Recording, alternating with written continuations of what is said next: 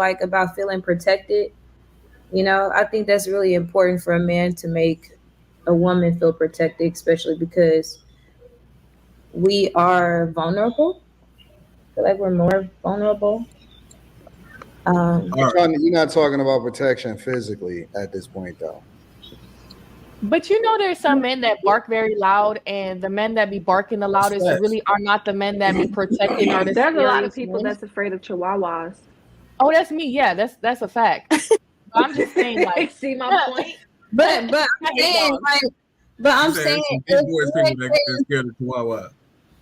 I'm saying if me and Quinn were in a bank, like, and there was robbers coming, Quinn, what would you do? Like, would you run? Get him, Ryan. To protect. Pull out the blicky. That is screwdriver. Like, would you plan the escape? Like I need my husband to like come up with a plan to keep. I do what needs to be done when it needs to be fucking done. But that has to do with mind, though. That has to do with your mind and how you process things. You don't have enough black Air Force Ones for them, bro. That's all. I don't have any. I've never earned a pair of Air Force Ones. We're looking for the white ones. I don't. Let me interject for a quick second. I don't.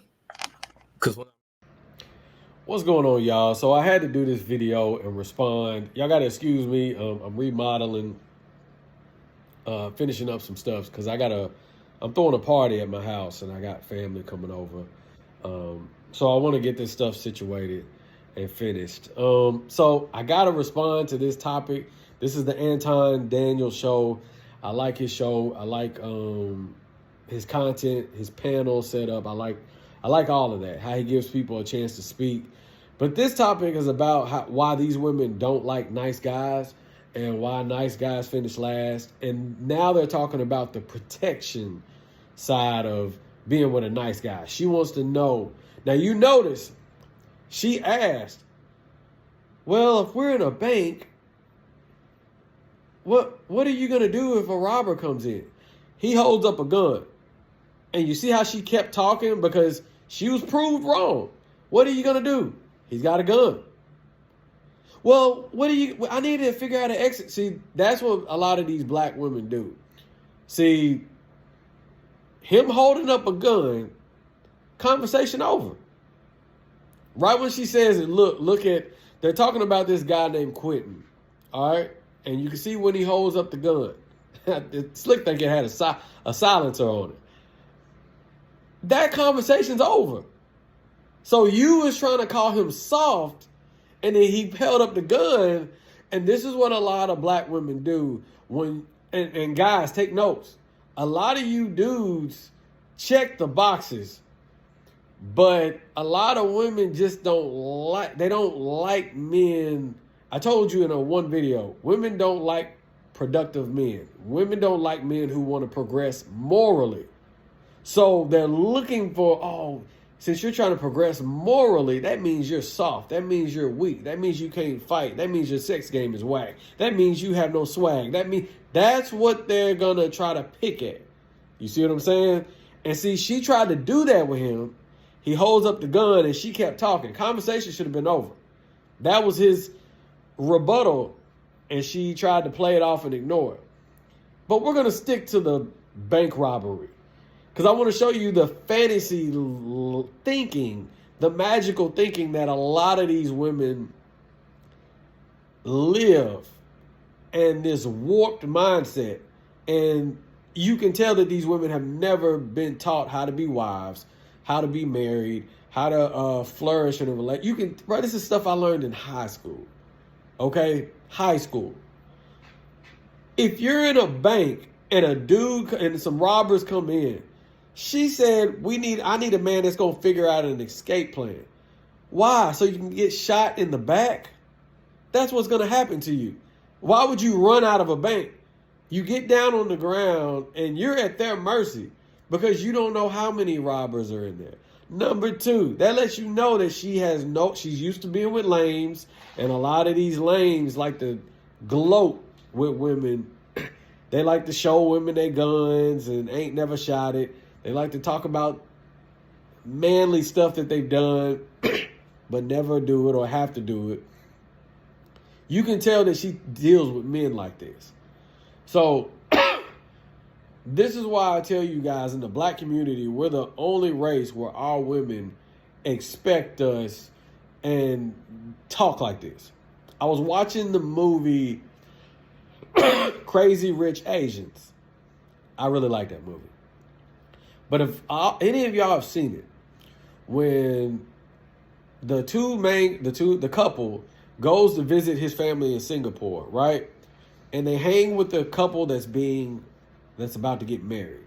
There's a part where they bring up, oh yeah, where it's two couples now, and the two of the guys are best friends. And one of the guy friends says, remember that time we got into the fight? And the girlfriend said, huh? You been in a fight? And he said, yeah, I really wasn't a fight. I got beat up. You see how comfortable he is with just being like, yeah, I can't fight. Because their women don't care about that type of stuff.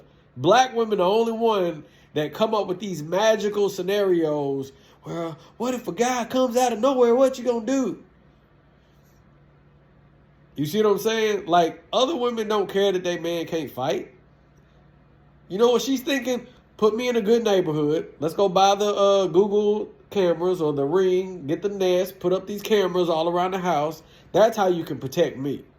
Because she's not asking to go to lounges and clubs where they get shot up every week. She's not doing that. That's what a lot of y'all black women want to do when y'all get these marriages. And y'all want to still act like y'all did a little bit when y'all were single. See, I'm the only black person on my street.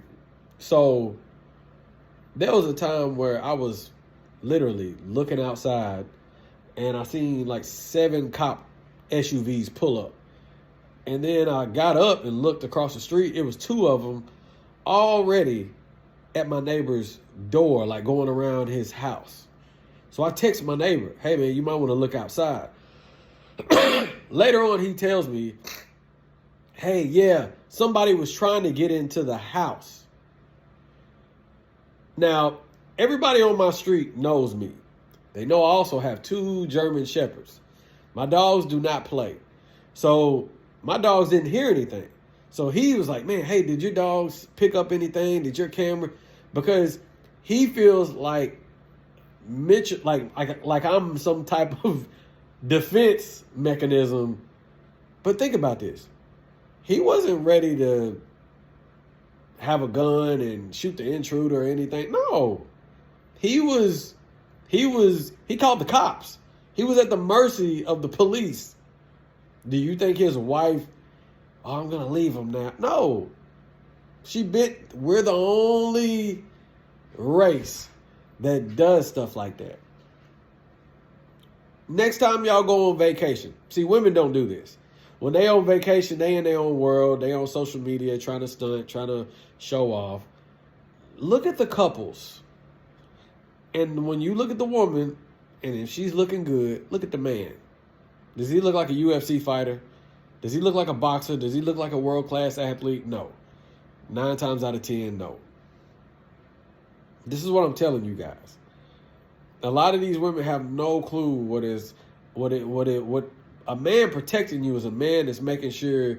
I remember one time, it was a girl I was in a relationship with, and I pulled up to her house. I think I've told y'all this story. I pull up. She lived in an apartment complex. I park in the very back. I take up 2 parking spots, and I get to her house. As soon as I get to her house, I sit down on the couch, and we get a knock at the door. Well, basically, one of her neighbors in the apartment complex came down and complained about me taking up 2 parking spots. She came. I was sitting on the couch. As soon as I heard a man's voice, I stood up. So it was a lady and her husband. So I just tell her, hey, step back. And I start going in, hey, I'm not going to move my car. Y'all call the cop. They started yelling, yapping. So the man tried to get smart. And I said, look, if this was my home, I would have beat the brakes off of you. And, you know, the girl I was with, she started, you know, she started snapping. So after we calmed down, I got her in the house and I set her down. And I said, you know, I think I said something like, I love you. You didn't do nothing wrong. I love you.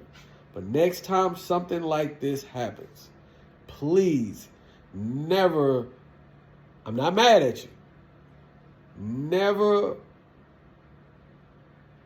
if I'm talking to a man or it's about to be conflict, never allow me, never be the cause of me to lose focus on that man in front of me. If I got to turn around to keep you from coming around, anything can happen. I can get punched in the face. He can pull out a gun and I don't see it. He can pull out a knife and I don't see it. As long as my eyes are on him, I'm ready for everything.